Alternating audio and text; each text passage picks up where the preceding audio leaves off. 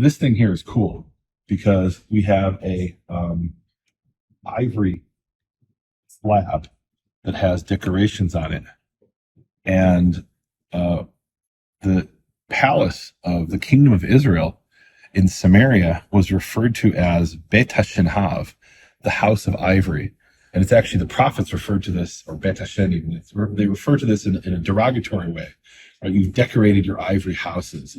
And God's saying, you sinned and I'm going to destroy those houses.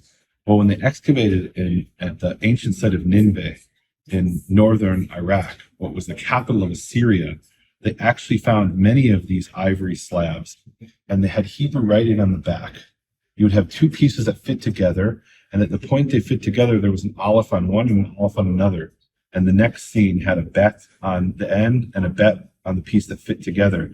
And they were written in Paleo Hebrew. And there's no question whatsoever, those were taken from the royal palace of the kingdom of Israel as war booty by the king of Assyria. This is the famous Tel Dan inscription. It was written by one of the Aramean kings in Aramaic. He was a king of Damascus. And he talks about here in this inscription how he defeated the house of David, Beit David. And there you have 1, 2, 3, 4, 5 lines from the bottom.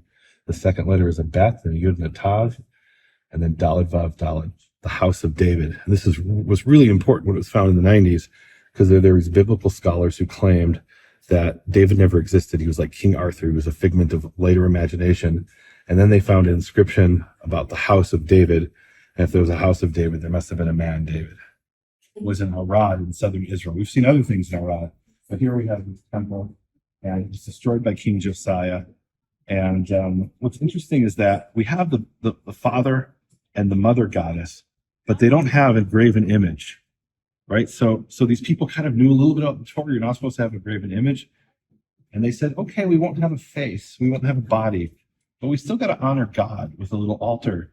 And he's got a wife. We want to honor her too, right? So it's kind of like this complete mix-up matchup of idolatry. And here's an incredible document.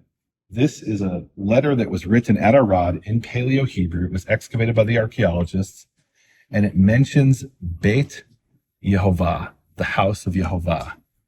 It is the oldest reference in a written document to the house of Yehovah, but it's almost certainly not talking about the temple in Jerusalem. It's talking about this high place that we just saw. And what we're seeing here, by the way, are the actual stones that were moved stone by stone and erected here in the Israel Museum to show you exactly what it looked like. This isn't an artistic representation. These are the actual stones from the house of Yehovah at Arad. And this is what the prophets call a high place. This was a forbidden temple outside of Jerusalem.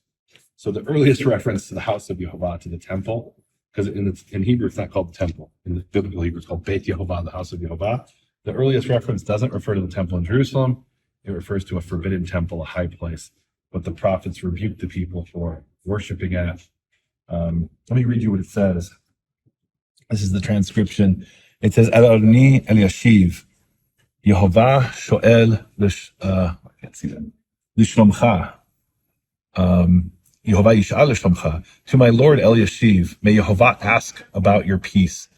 Ve'ata, and now, Ten Lishmaliyahu, give Shmaliyahu, and then they're asking for some supplies. And concerning the matter which he commanded me, may there's peace for him. Beit Yehovah hu Yoshev, he is sitting in the house of Yehovah, almost certainly referring not to the temple in Jerusalem, but to this high place that King Josiah later destroyed.